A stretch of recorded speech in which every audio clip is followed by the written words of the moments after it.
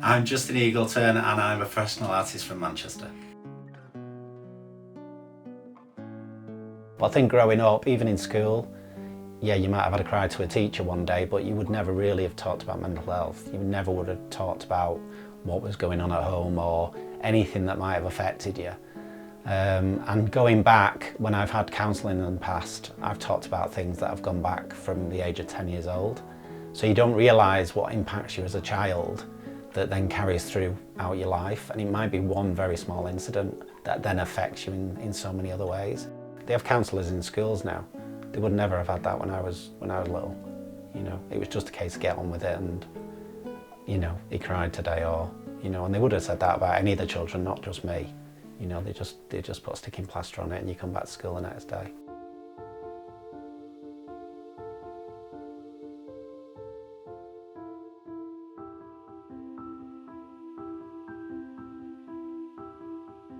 I just don't think men talk enough. I think they probably do now, and I think more men get help now, but I think statistically it's still crazy and I think it's still really bad. And it's not something I've ever thought about doing. It's obviously something that when you get to dark times, comes in your mind. It's like all those things of, you know, would people miss me? How would there be the reaction? But I've worked with lots of people who've lost people. I lost one of my best friends at school when I was 15 to suicide. And I think I was the last school friend to see him on the day. And he just gave me a hug when we parted company that day and said thanks for everything. And he went home and he killed himself that night.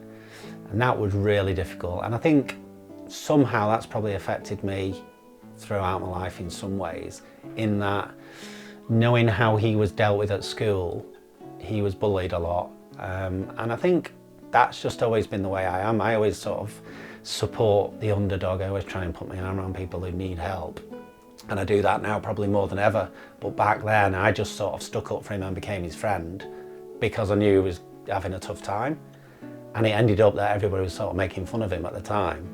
And he was sort of saying, well, I'm going to kill myself, I'm going to do this, that and the other. And everybody just sort of made fun of it. And I've got stories that I've even found that I wrote about it at the time as well. That's another way that I've used to escape, is writing. And he took his own life and there was a big funeral at school and everything like that. But that had a real knock-on effect. And I think not being able to talk to people, bullying wasn't really talked about back then again. I'm making it sound like it was during the war, but it was not, it was like 30 years ago. So yeah, I don't think I had many people to talk to. I probably talked to my mum the most, and I'm probably closest to her right now.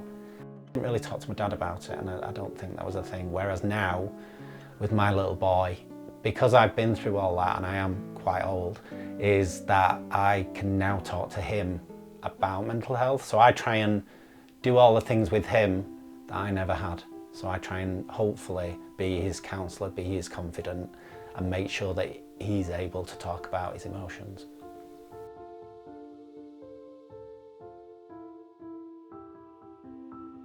My mental health has struggled up and down over the years throughout my career, and I use art as an escape really to improve my well-being, but then also it does have the negative effect sometimes of working on projects that can affect my mental health. I just recently worked on a project called The Boat of Hope, which was an amazing project to improve everybody's mental health and make awareness to young people across the world and to start conversations.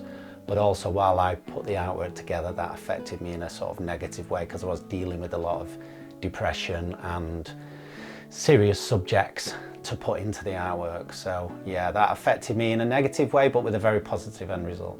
I'd like to say I've been an artist all my life because I've been drawing since 6 or 7 years old. And I think it's just that thing of escaping. It's escapism.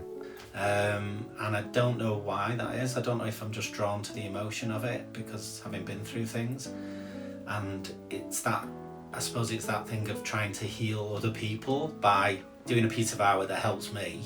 So for instance, I painted the Notorious B.I.G. here, I painted Prince, painted Pelé, Marilyn Monroe I've painted a lot of times. It's been drawn to a story that's sad, but trying to bring some light out of it for other people. And I think that's why I do it really. It releases something in me that I can look back on that moment, but also when the fans see it, or fans of that person, they tend to connect with it, and it always sort of has a really positive effect, I think. So it's just something that I'm drawn to. My little boy did point out recently, as he said, "Who's that? Who are you painting?" And it was the Notorious B.I.G. So I said, "It's a rapper who's passed away."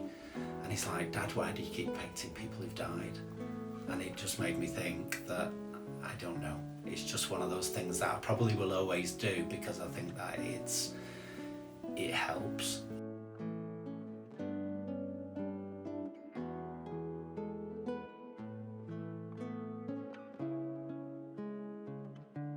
My advice would be, talk to people, start a conversation about mental health, about how you're feeling. Say, are you okay? And it is okay to not be okay. You're not going to be okay every day. And from my point of view, was using creative arts to, I suppose, escape into my own little world.